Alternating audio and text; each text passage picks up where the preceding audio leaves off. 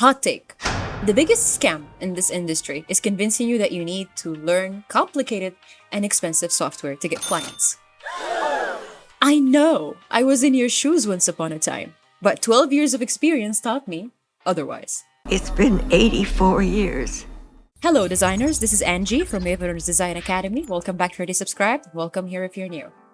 I am not saying rendering skills are useless.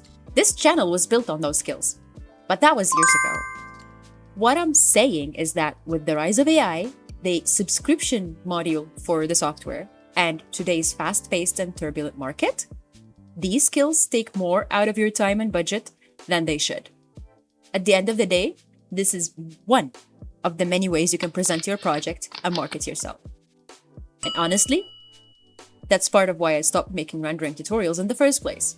I used real practice projects and actual client work to build those videos, but the further my career went, the clearer it got that this wasn't the skill I needed to keep pouring my time and passion into. Now, something that might piss off the diehards is rendering has never actually been the professional benchmark of whether you're a good designer. What the Sigma?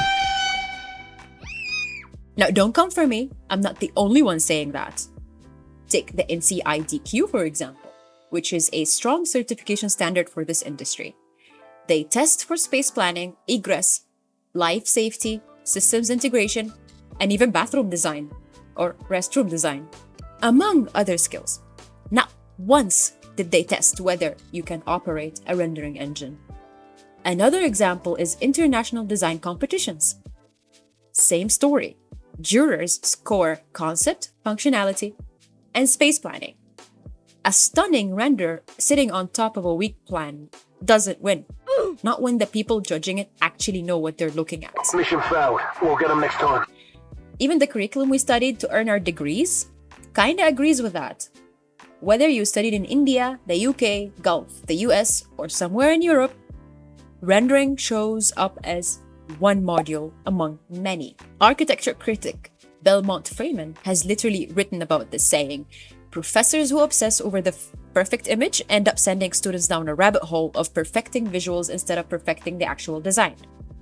And who perfects visuals? Graphic designers. What are we? Interior designers. So I'm not just saying this for the sake of being controversial. Rendering was a hot topic for a while there, but there has been a slow shift that has accelerated more in the past couple of years. We're in a different era. Get over it. Whoa! And here's where it gets worse. Rendering specifically is something you'll have to keep learning and paying for forever.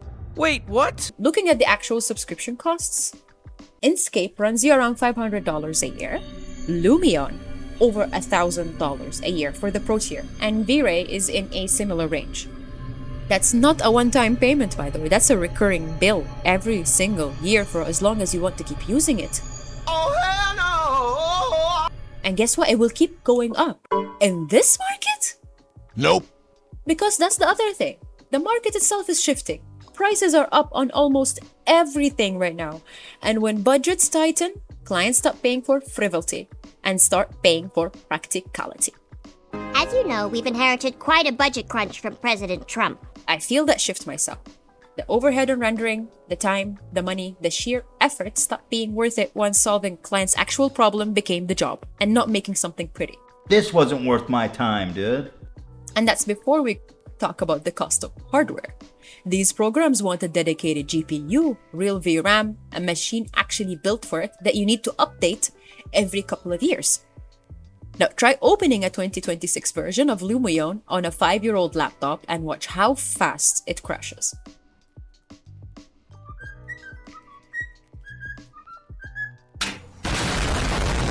And then surprise, a major release drops, and congratulations!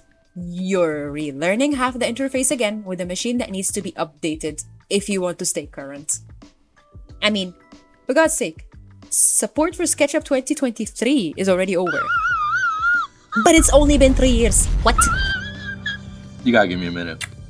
Now, stack AI on top of all of that. Browser-based tools are showing up that need zero GPU, zero installs, and hands you a photorealistic render in seconds with literally very minimal input. I mean, it's not perfect yet, but it is getting there.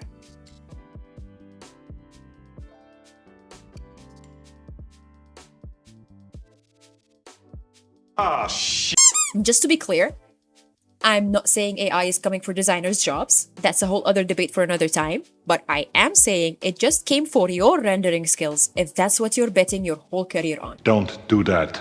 So, chasing the perfect render was always a losing bet. And now, more than any time in the past. Now, to be fair, rendering skills are not nothing though. They do help us show off a few other skills. A couple of examples would be composition and framing. Basically, your choice of focal points on whether the shot, because we're coming back to this later, feels balanced or crowded. Materials and colors, why you chose to pair that wall color with that fabric. Lighting selections, whether a space feels warm and cozy or cold and showroomy. Basically, a render translates your design process and judgment way before it's time for site work. As in, it's not proof you know your way around a displacement map or render settings, but it is proof you make good decisions as a designer. So the render is a messenger, not the message. As design writer Wenzel put it, even more bluntly, once the image exists apart from the concept, you're not judging the architecture anymore, you're just judging a graphic, which is another thing that graphic designers do, but not interior designers. Because on the flip side, there's a whole list of things that a render cannot show you at all, no matter how good it looks. A few examples of that are space planning and circulation, which is basically whether people can actually move through the space the way you imagined and not just look at it from the one perfect angle that you chose your shot to be from. This is where a shot comes in. Ergonomics and anthropometrics, which basically clearances, reach, comfort, and the stuff that only shows up once a real body is in the room. Materiality and spec judgment. Durability, cost, lead time, whether that gorgeous finish is actually buildable on this budget and in this timeline. As well as tectonics and detailing, how things actually get built and joined together, not just how they're modeled to look. Proportion and scale. In person, a render can flatter a room that's actually too small or too tall. Your body in the space can't lie to you like that. And these are the skills that no rendering software will ever show because none of them live on a 3D model or on a screen or a shot that you took of a 3D model. These skills are showed off in other documentation that you might want to spend your time on. And I'm not the only one going through this either, by the way. More of my colleagues are getting hired for the exact same reason I am these days. To solve a problem, not to make something pretty. Pretty part still matters, yes, don't get me wrong, but it stopped being the main reason anyone calls. Wow, very nice. So, you ask, if the render isn't proof of my skills, what is? Well, turns out the answer looks different depending on who you ask. Some designers build it into their process on paper first, treating hand drawing as a discipline they never let their team skip, no matter how comfortable everyone already is with modeling software. Some show it in writing, like a literal actual blog, walking through why a floor plan changed 3 times before it worked, or the exact questions they ask a client before touching a single sketch. Some prove it in watercolor. Not a digital rendering pretending to look painterly, no, actual painted interiors. Because the point was never the polish, it's the eye and the design behind the brush. And some prove it through collages, cutting up photographs of real buildings and reassembling them into something new that end up museum exhibited, studied, and published. I mean, try telling that person their rendering skills are what got them there. And some don't show you a room at all. They tell you about the people who are going to live in it by writing a story, the story of the space. Now, notice something between all these examples. None of these are the same medium. Some use a pencil, a paragraph, a paintbrush, a pair of scissors, storytelling. If the differentiator was really how good is your rendering engine, none of this would have even been possible. It was never about the tool. It's about what the tool is standing in for. Not about the destination, yada yada. So, here's where this leaves us. A render was never the proof of a good design. It's literally a presentation layer sitting on top of your design. sometimes a genuinely useful one, and sometimes a complete overkill. But never the substance itself. And if design skill is the thing that actually matters, well, it's not really the whole job either.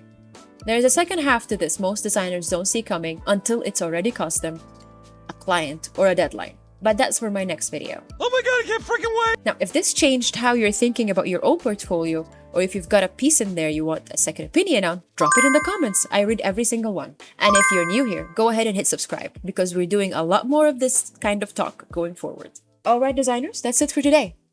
And until next time.